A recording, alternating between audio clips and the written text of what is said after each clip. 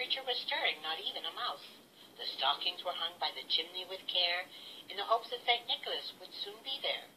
The children were nestled all snug in their beds, with visions of sugar plums dancing in their heads, and Mamma in her kerchief and I in my cap had just settled down for a long winter's nap.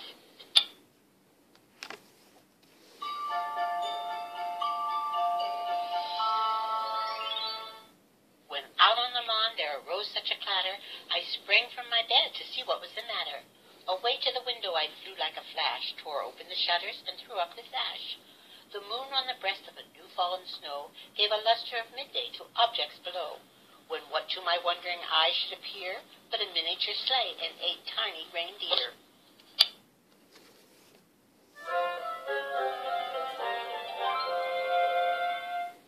Little old driver, so lively and quick, I knew in a moment it must be St. Nick. More rapid than eagles his coursers they came, and he whistled and shouted and called them by name. Now Dasher, now Dancer, now Prancer and Vixen, on Comet, on Cupid, on Donderd and Blitzen, to the top of the porch, to the top of the wall, now dash away, dash away, dash away all.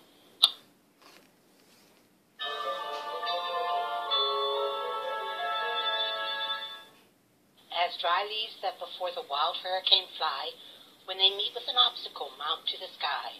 So up to the housetops the coursers they flew, with the sleigh full of toys and St. Nicholas too. And then in a twinkling I heard on the roof the prancing and pawing of each little hoof. As I drew in my head and was turning around, down the chimney St. Nicholas came with a bound.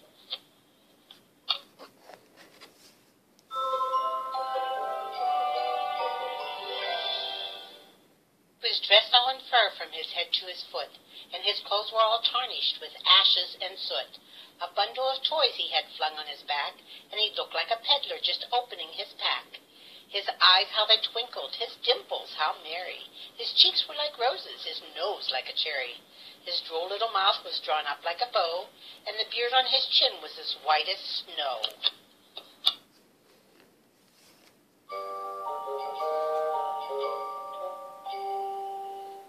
The stump of a pipe he held tight in his teeth, and the smoke it circled his head like a wreath.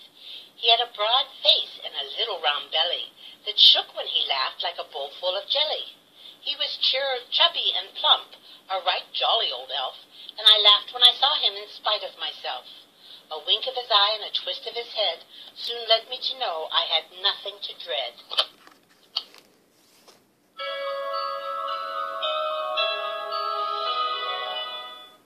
He spoke not a word, but went straight to his work, and filled all the stockings, and then turned with a jerk, and laying a finger aside of his nose, and giving a nod, up the chimney he rose. He sprang to his sleigh, and to his team gave a whistle, and away they all flew like the down of a thistle. And I heard him exclaim, as he drove out of sight, Merry Christmas to all, and to all a good night.